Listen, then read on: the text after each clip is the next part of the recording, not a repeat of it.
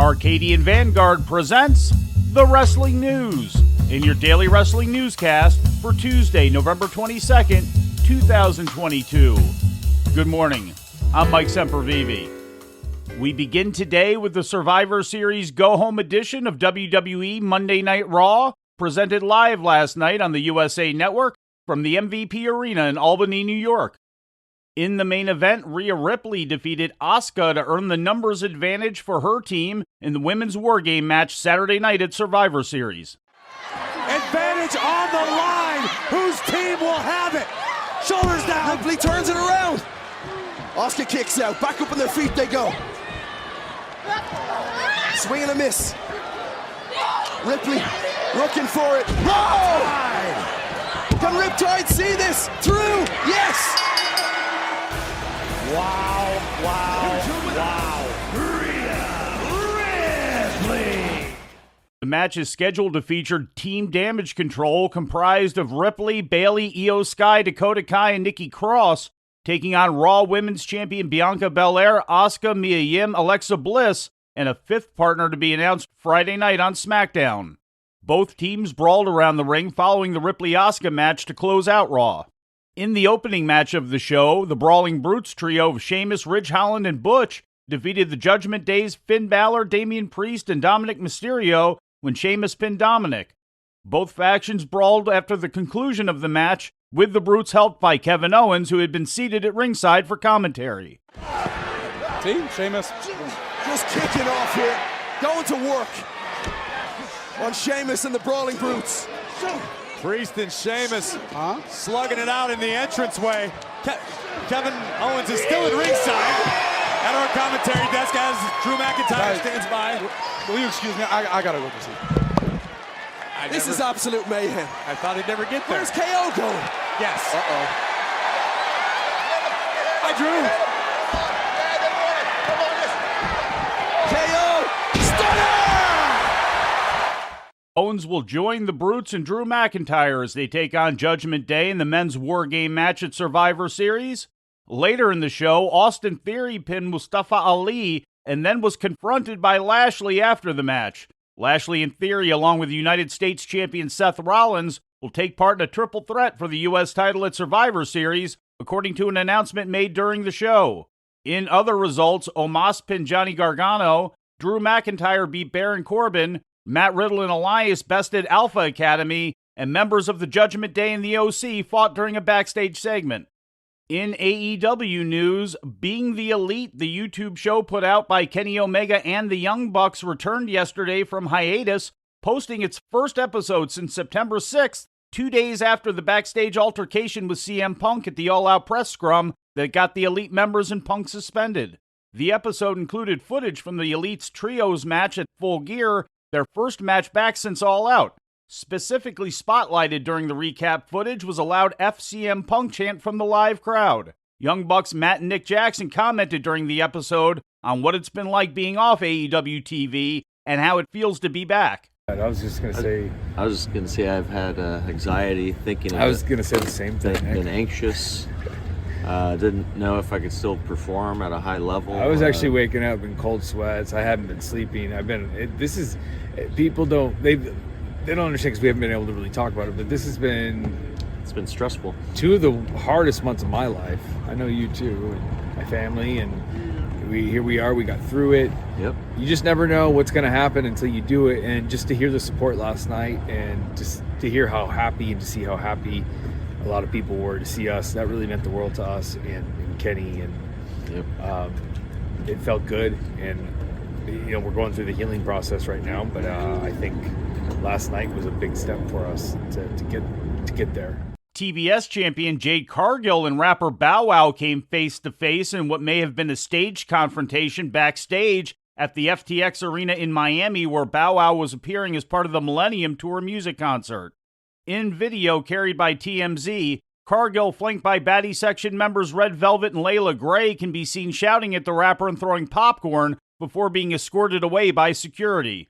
Bow Wow and Cargill have been engaged in a Twitter war of words as of late, which began with Bow Wow making a pass at the TBS champion, which was then strongly rebuffed. Although the nature of the feud between the two has not been confirmed, Bow Wow has been public about his desire to try his hand at professional wrestling, going back to tweets the rapper made in early 2021. Looking ahead to tomorrow night's AEW Dynamite, WrestleTix reported last night that 5,239 tickets have been distributed for the show at the Wintrust Arena in Chicago, with 1,025 tickets still available. AEW last ran the Wintrust Arena in February, drawing 5,446 for a Dynamite and Rampage taping. In more WWE news, the upcoming 2023 edition of the Royal Rumble, coming January 28th to the Alamo Dome in San Antonio, has already set the all-time Royal Rumble live gate record, according to an announcement from the company yesterday. According to the announcement, the 36th annual installment of the premium live event has surpassed the $5 million gate mark and broken the record previously held by the 2017 Royal Rumble, which also happened to be at the Alamo Dome. The new Rumble gate record follows all-time live gate records set in 2022 for WrestleMania, Extreme Rules, and Crown Jewel. In ratings news, WWE's SmackDown last Friday night from the XL Center in Hartford, Connecticut, held extremely steady with the previous week's rating, drawing an average of 2.232 million viewers to Fox, according to Showbuzz Daily. That's a drop of just 1.41% from the previous week's 2.264 million. The rating in the key 18 to 49 demographic was down 3.44%, coming in at a 0.56 compared to 0.58 the week before. That rating translates to 726,000 viewers in the demo and puts SmackDown at number 1 for the third week in a row for Friday Night Network TV programs in the key demo, according to WrestleNomics. In overall viewership on network TV, the show came in at number 7 for the evening, consistent with the prior week. AEW's Rampage aired later in the evening on TNT, live from the Prudential Center in Newark, New Jersey. The Full Gear Go Home episode experienced a small decrease in overall viewership from the previous week, but a strong increase in the key demographic, according to Showbuzz Daily and WrestleNomics.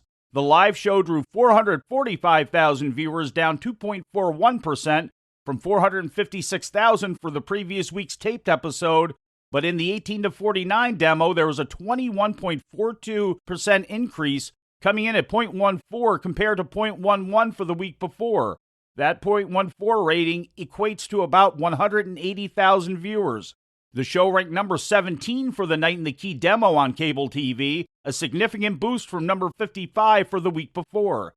In Lucha Libre-related news, two-time former UFC champion Cain Velasquez, currently awaiting trial for attempted murder in Santa Clara County, California, has tentatively been granted permission to wrestle for AAA while out on bail at the company's December 3rd event in Tempe, Arizona, according to MMA Junkie.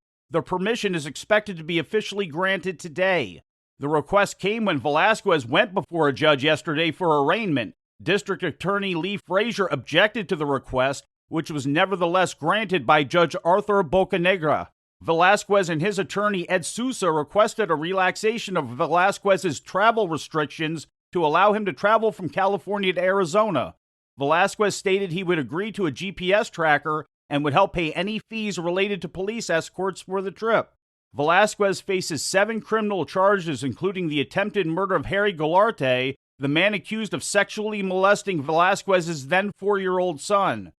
Velasquez has previously wrestled for AAA in 2019 and 2021 and wrestled Brock Lesnar for WWE at the 2019 Crown Jewel event. And before we leave you today, we'd like to remind you that however you consume your content, you can find the wrestling news 24 hours a day and 7 days a week across social media. On Twitter, follow us at Wrestling News AV. Our Facebook page is also Wrestling News AV. The Wrestling News can also be found on the Arcadian Vanguard YouTube page, and for those who utilize Amazon Echo devices, just tell Alexa to play the Wrestling News podcast, and remember to make sure you add podcast at the end. Once again, for daily updates, breaking news, and more, follow the Wrestling News across social media. And that's the news for today. If anything happens, we will be here to tell you about it. No clickbait, no paywall, just the Wrestling News. The Wrestling News is a division of Arcadian Vanguard, and the Wrestling Newscast is a production of the Arcadian Vanguard Podcast Network.